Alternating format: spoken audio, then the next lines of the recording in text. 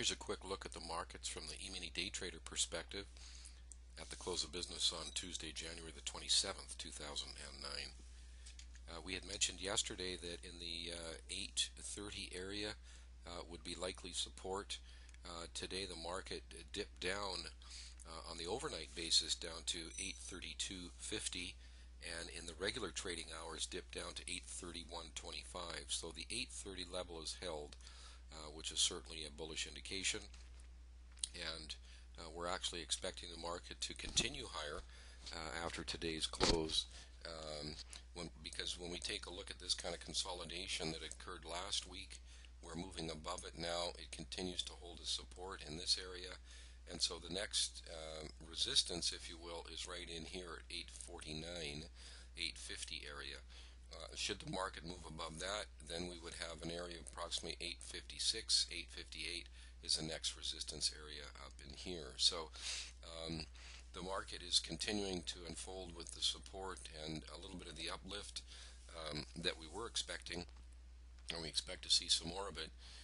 Once we get over 850, I think we've got to watch, especially when it gets up towards 856. If the market can pierce through there, then that's good to go. It could have a pretty substantial leg up, but it could reach that kind of level and then pull back. So we need to continue to monitor those levels.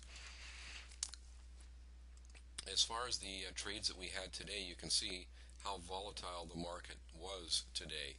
And so what ended up by happening in our trades were we actually got stopped out a couple times today, which is more than we usually get stopped out, possibly once, but twice today. But regardless, we were still able to make some good trades.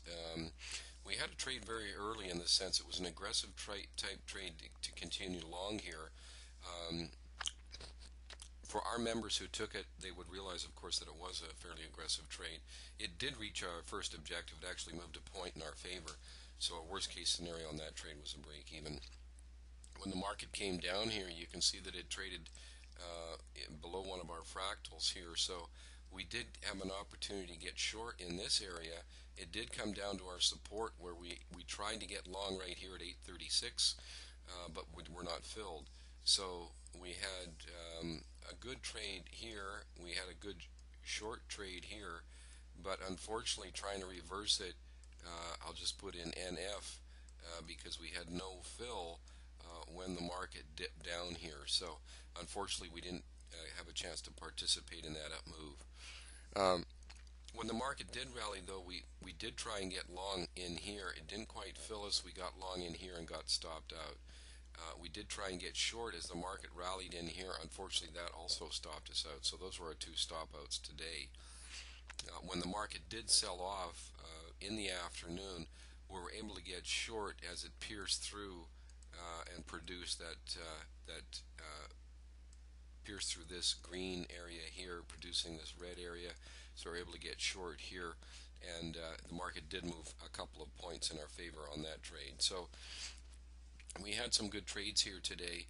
Our partials were filled at on two of our trades at plus 1.75 and plus 1.25, and then break even.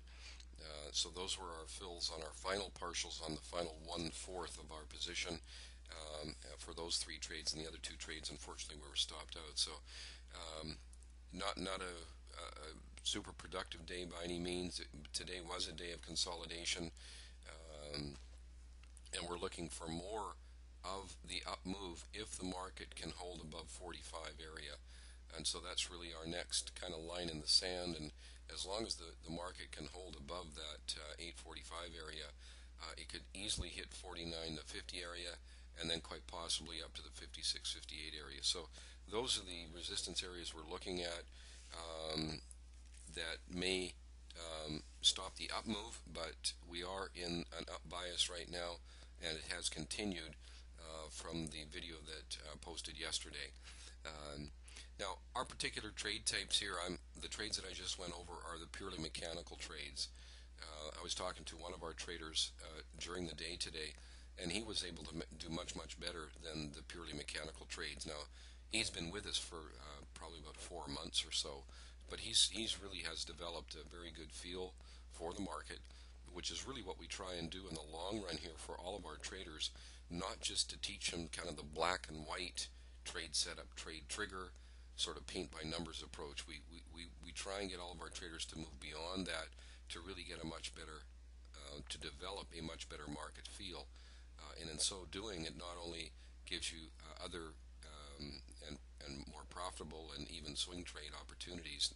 You don't have to be into swing trading to profit from them, but to have a longer term perspective and to then be able to manage your trades from that point of view. So those kind of traders who've been with us for a while and understand that and can appreciate it, did very, very well today. If you have any questions or would like to learn more about us, just go to eMiniDayTrader.com. We'd love to hear from you. If you have any questions or comments, please get a hold of us. And good trading in the markets. And that'll be it for a quick recap for our trades on the eMiniDayTrader system for January the 27th, 2009.